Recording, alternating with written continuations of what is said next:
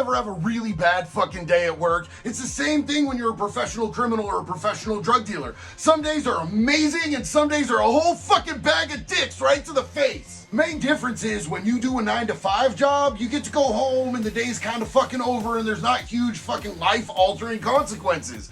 If you're a drug dealer or a criminal, the consequences can be fucking catastrophic, and that type of shit happens and it makes for really good stories, I guess. I mean, a bad day as a drug dealer could be you hear your window break, you look over, there's a flash grenade, all of a sudden you wake up on the fucking floor, face down with your hands cuffed behind your back and a really bad headache. That's generally when the cops take you to fucking jail, and that shit sucks too. So a bad day just turned into a few bad years. Another relevant occupational hazard is somebody could try to rob you, and that's what tonight's story is about. Not that getting raided and robbed is that much different, it's just that the robber is usually polite enough to not drag you out of your fucking house with them when they leave. And don't get me wrong, I have robbed some fucking trap houses, bro, so when this shit happened to me, I just kind of chalked it up. I considered it probably my karma for the ugly shit that I did in the past. But the problem is, if you let them get you once, they're gonna keep trying that shit over and fucking over again. You're gonna get a reputation as an easy mark and everybody's gonna come try to take your shit. So you really cannot let it go down like that. You gotta fucking fight back to the fucking knuck, bro. And I've always been kind of a bigger dude, so when people come for me and they know they're coming for me,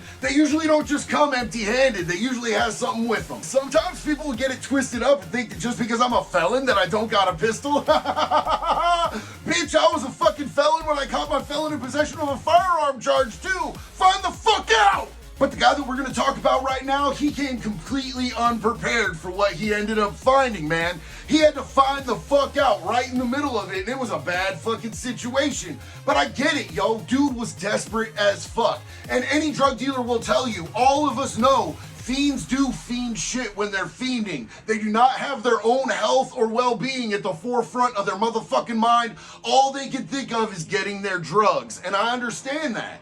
But I'm still not the motherfucking one, bruh. And I don't talk about most of my stories where I do violent crimes because I'm not stupid. I'm not gonna put that shit on the internet. But this I'm gonna tell for two reasons. One, the statute of limitations is long since passed. And two, unfortunately, the dude we're talking about in this story, he is long since passed as well. Not for me, I didn't kill him.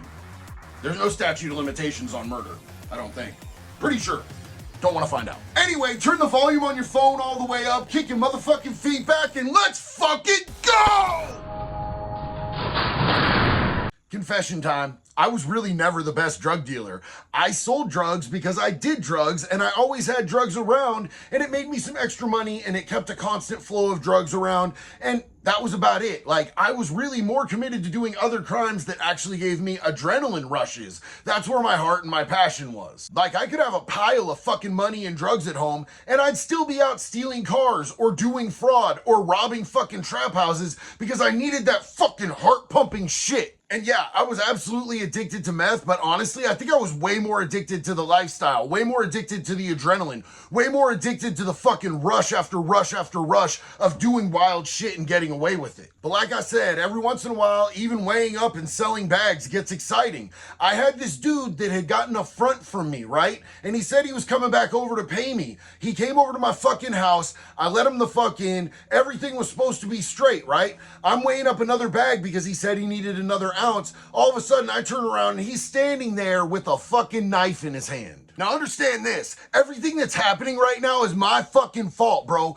It's a #1 rule. You never turn your fucking back on somebody when you're doing a drug deal. It's not casual, it's not nonchalant, and you shouldn't be comfortable while you're doing it. But I was just complacent and I thought I was bad as fuck. The very first mistake that people make when situations like this arise is they get really fucking worked up, bro. They get loud, they fucking start thinking fast. You gotta stay calm. You gotta stay calm, you gotta stay in your fucking zone. You have to think 3 steps ahead about what you're about to do. So I looked at this dude as deadpan as humanly fucking possible and I said, what the fuck are you doing with that? He said, I'm gonna take all that shit. I said, no the fuck you're not. Put that shit the fuck away. Don't disrespect me in my house, motherfucker. See, I had evaluated this situation and I saw that his fucking hand that was holding the knife was shaking like a fucking leaf. If someone is calm, cool, and collected, they are probably gonna be be a fucking problem. If somebody is shook, that's gonna be a different type of problem, but it's the type of problem where you need to instantly fucking assert yourself. I took 3 fast steps towards him to close the fucking gap, and that's when he tried to take a slash at me, but he went like long roundhouse style from up above.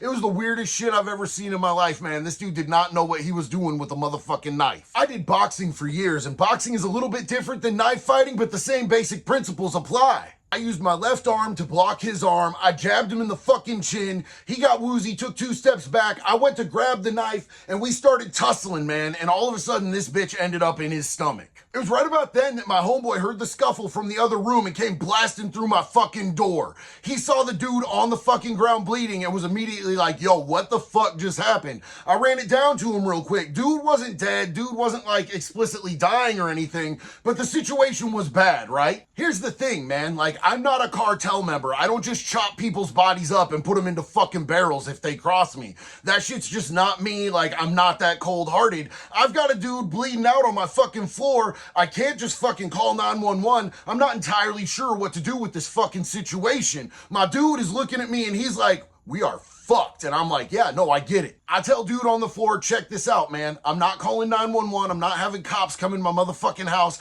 This is a trap house. There are life sentences in this bitch, but I'll tell you what I will do. I will drive you to the fucking hospital and drop you off. And that's when he tells me, I can't go to the fucking hospital, man. I have fucking warrants. I don't want to fucking die. You guys have to do something. And I don't know what to do. But my homeboy looks at me and he goes, I have a plan. He goes back in the other room. A couple minutes later, he comes back with a fucking taser. I'm like, what the fuck are you gonna do with that? He says, I'm gonna cauterize the wound. That's a fucking taser, bro. You can't cauterize a wound with a taser. This dude legitimately tells me, no, bro, I've seen this work before. And he asks the dude, do you want me to close up your wound? Because he's bleeding still. And the dude says, yeah, do what you have to do. I don't think he even realized dude had a fucking taser in his hand. So he goes and tases him in his fucking stomach. I'm sorry. This shit was too much. Clearly, that didn't do a fucking thing for this fucking dude at all. It did not help. All it did was electrocute him in the fucking tummy tum. So I'm like, look, here's what we're gonna do. We're gonna John Wayne that shit, man. We got super glue, we got duct tape, we're gonna close it up like that, old school style. That's what they do in the fucking Marines, I think. I mean, my pops is a Marine. He used to do that when I would get cuts as a kid. So I wiped the blood off the wound as best as I could, man. There was a fucking nice ass gash in his shit, and he was bleeding pretty heavily, but I got as much off as I possibly could. I pinched that shit as tight as I could from both sides, and I just dumped like half a thing of super glue on this bitch, while my homeboy broke off a piece of duct tape, slapped it on there, and we slid it across as tight as we possibly could. It was the best thing that we could figure out to do with the situation.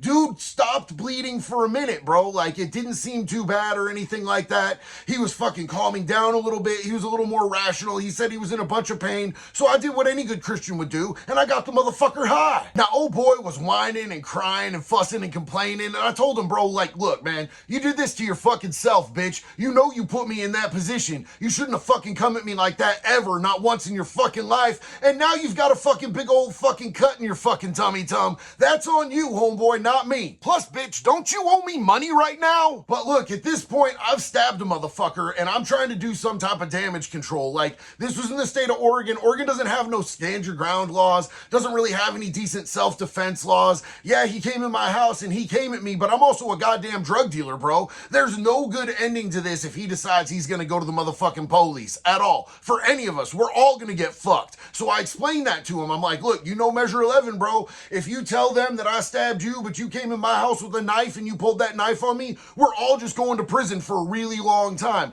He seemed to get it, man. Once he got high, he calmed a little bit. It all seemed to click, man. Like, dude wasn't in panic mode anymore. And he was like, yo, I think I still have to go to the fucking hospital. And I said, that's on you, dog. All I know is you gotta get the fuck up out my goddamn house, bitch. So I gave this dude like 1.5 grams of meth, kicked him the fuck up out my house, and told him I never wanted to see his punk ass again. Here's the thing y'all need to understand about me as a criminal. I judge everything risk, reward. If the reward's not worth it, I don't take that motherfucking risk. Selling drugs is, I give you some drugs, you give me some cash. It should be a real easy fucking situation, right? The last thing that I want in my fucking life is a motherfucking body on my floor. That is not in the fucking plans at all whatsoever. So the best case scenario is get this bitch the fuck from around me, keep this bitch the fuck from around me. But after this situation and him knowing where I lived, man, and knowing my business, I got really paranoid. Like, shit did not sit well with me, and I ended up moving within like 2 or 3 weeks. I moved to another spot, and I made sure everybody knew not to tell this motherfucker where the fuck I lived. Right now, the house that I live in right at this fucking moment, I've lived in this bitch for almost 2 years, man.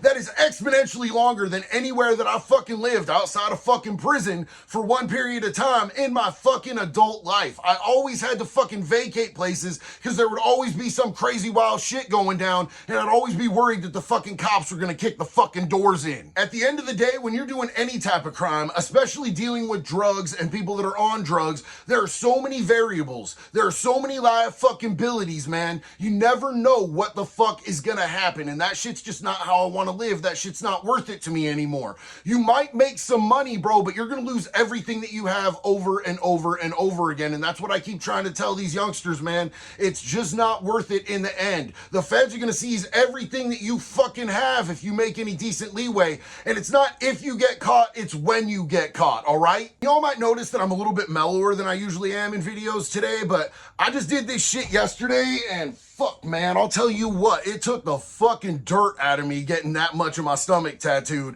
Shit hurts like a motherfucker, so I'm not moving around much, and I don't feel real wild or energetic today, y'all. But thank y'all for riding out with me. I really appreciate each and every single one of you, man. If you got something out of this video, please give it a like, subscribe to my channel, drop something in the comments. I always appreciate video suggestions. Hey, as always, one love, be good or be good at it, y'all.